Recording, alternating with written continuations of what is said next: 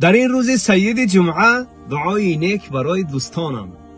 الها قامتش را خم نگردان، دو چشمش را پر از شبنم نگردان، نصیبش خنده بر لب بگردان، دلش را جای درد و غم نگردان.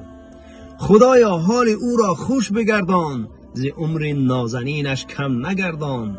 تو او را از بلاها دور بگردان، مریض و در پی مرهم نگردان. ز قلبش غصه را بیرون بگردان، اسیرش در غم و ماتم نگردان.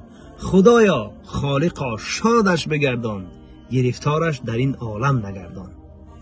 در این روز مبارک از الله تمنا میکنم که تو را دوستم در جنت در همسایگی محمد مصطفی صلی الله علیه و سلم قرار دهد.